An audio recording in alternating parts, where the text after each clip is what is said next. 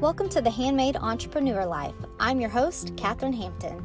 Together we are journeying through life as handmade entrepreneurs. I started my journey in 2013 and have successfully built a business that generates multiple six figures year after year. My goal is to share strategies and techniques that I have learned so that you can skip the stress and jump straight to success. Now let's get started.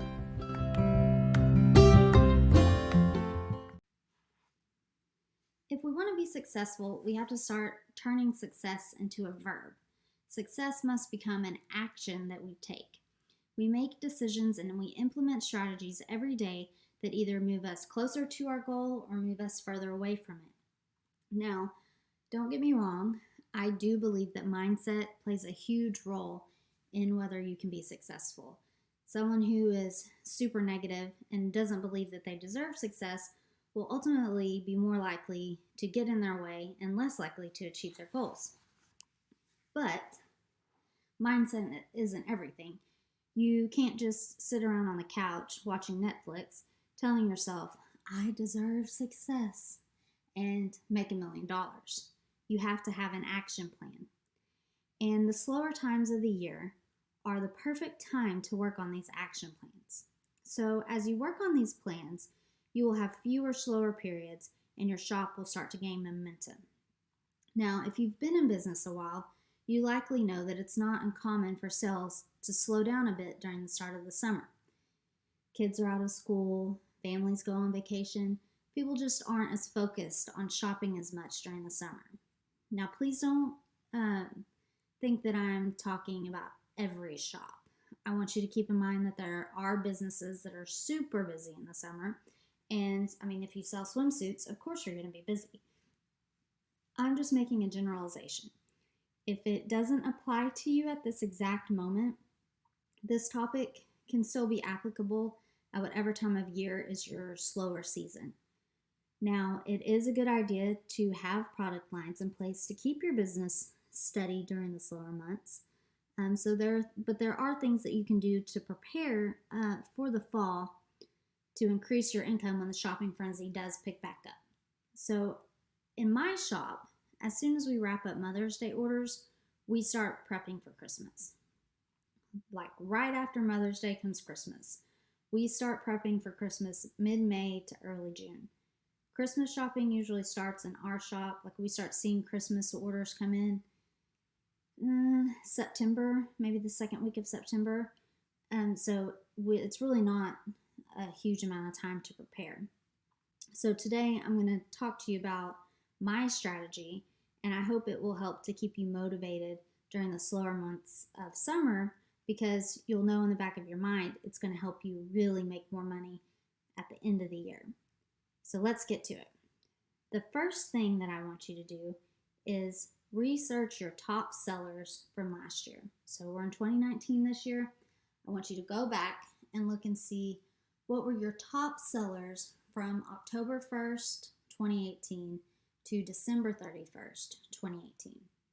Now you can do this by downloading a CSV report on Etsy or an order report on Amazon. You can filter it by order details or SKU details, and it'll show you which items were your biggest sellers.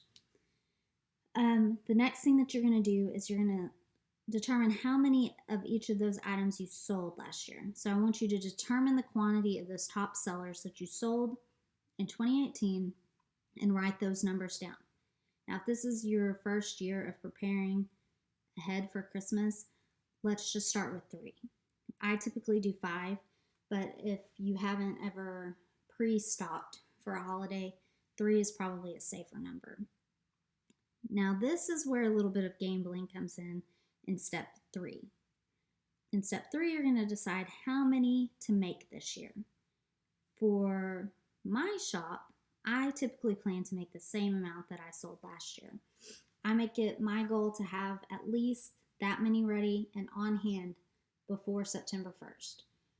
So say I sold 100 gold glitter hair bows from October 1st to December 31st last year. My goal would be to have at minimum 100 bows made by September 1st of this year. So if you want to play it safe, You can make half of last year's amount and go with 50. It's up to you on how prepared you want to be. The purpose of this is just to have a head start for the busy season, and it allows you to offer things fast during a time where most shops are extending their shipping times. So in previous years before I started doing this, I would typically have to put my shop on vacation around December 10th or so, because I would have so many orders that I would be afraid that I wasn't going to meet those deadlines.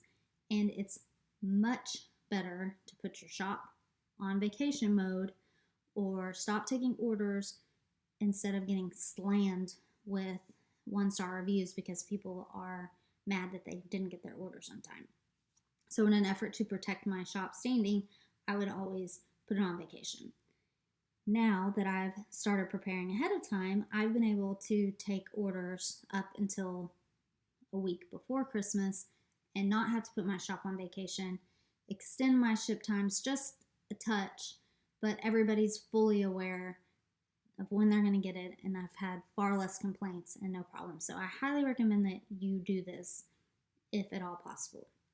Now, I know that some of you are probably saying, but Catherine, I sell personalized items. How am I going to do this?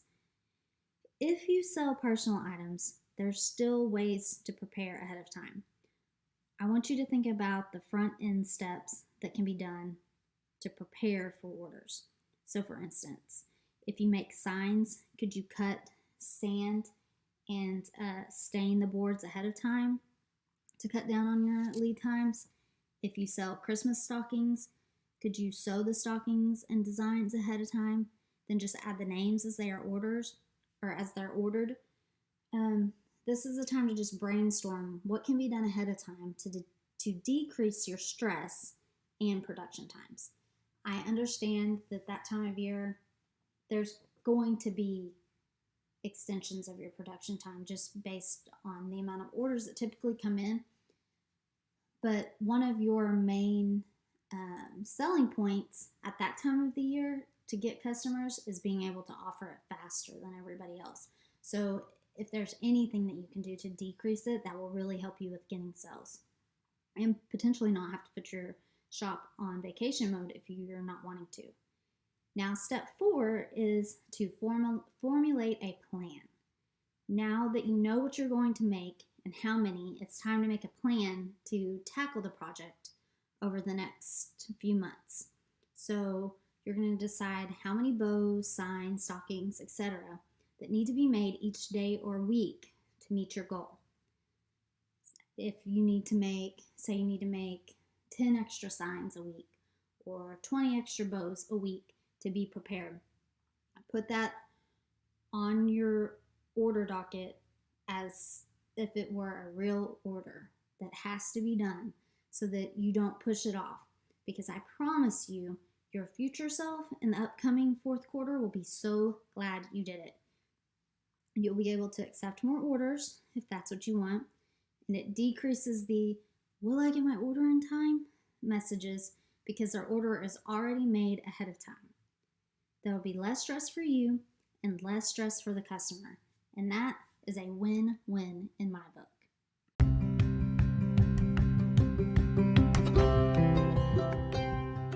For an in-depth training on how to 10 up your competition and provide value for your customers, check out CupcakeInsider.com. It's 100% free and hosted by my friend Renee Christie. No strings attached.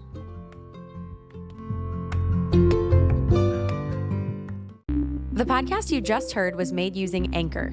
Ever thought about making your own podcast? Anchor makes it really easy for anyone to get started. It's a one-stop shop for recording, hosting, and distributing podcasts. Best of all, it's 100% free.